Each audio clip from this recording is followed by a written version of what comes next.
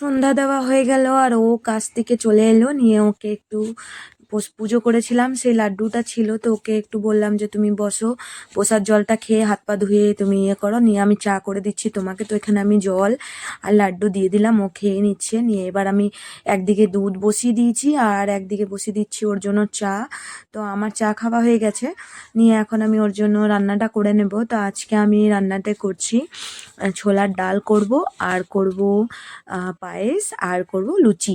তো ওর এটা ফেভারিট খাবার, তো জন্মদিনে মানে যখনই ওর জন্মদিনে আসে তখন আমি বেশিরভাগ এই রান্নাটাই করি। তো ওর এমনিতে মটরের কচুরিও খুব ফেভারিট, বাট মটর ছিল না আর আনাও হয়নি, তো আমি বললাম যা আছে ওইটাই করি। তো এখানে আমি ছোলার ডালটা ধুয়ে আর সিদ্ধ বসিয়ে দেবো নুন হলুদ দিয়ে, আর নিয়ে একদিকে ওর জন্য চা আর একদিকে দুধ, আমার দুধ দিয়ে গেল। আজকে একটু বেশি দুধ আনিয়েছিলাম যে পায়েস করব বলে, তো ওই জন্য আমি আগে যে দুধটা আমাদের চায়ের আর খাওয়ার জন্য হয় সেই দুধটা আমি আগে গরম করে নিচ্ছি, আর যেটা পায়েস করব সেটা এখন আমি চাপাইনি, ওটা আলাদা রেখে দিয়েছি, যখন আমি পায়েসটা করব তখন আমি চাপাবো।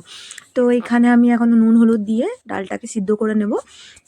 বেশি সিদ্ধ করতে লাগে না, ওই চারটে সিটি দিলেই সিদ্ধ হয়ে যায়। তো এদিকে আমার ডালটা ধুয়ে ইয়ে করা হয়ে গেছে, আর এদিকে এখন চাটা হচ্ছে।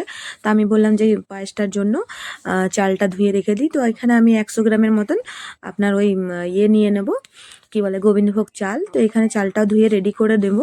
তো চালটা ভিজিয়ে রাখলে তাড়াতাড়ি পায়েসটা হয়ে যায়, বেশিক্ষণ টাইম লাগে না। তো এখানে আমি ধুয়ে রেখে দিচ্ছি, আর এখন পায়েসের জন্য কাজু কিশমিশগুলো কেটে নেব। তো এইদিকে আমার এদিকে চাটা হয়ে এসেছে, এখন আমরা দুজনে চাটা খেয়ে নেব।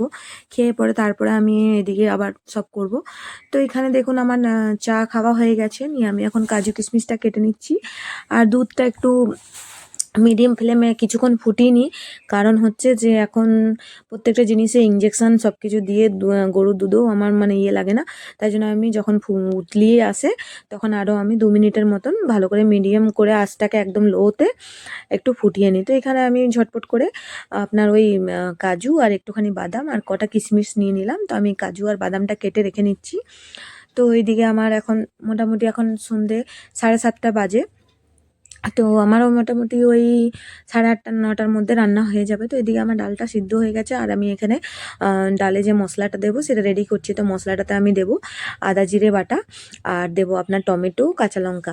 তো আমি কাঁচা লঙ্কাটা বাটবো না, কাঁচা লঙ্কাটা চিড়ে দেবো। তো এখানে আমি টমেটো আর আদাটা ছুলে বেটে নেব, আর জিরে গুঁড়ো আমার আছে। তো এদিকে এটা সিদ্ধ হয়ে যাক, তারপরে আমি আবার একদিকে আমি পায়েসে দুধটা বসিয়ে দিয়েছি, তো এখানে কাটা হয়ে গেছে, আর এখানে চালটা ধুয়ে রেখেছি, আর এদিকে ডাল সিদ্ধ হচ্ছে, আর এদিকে পায়েসে দুধটাও ফুটে এসেছে।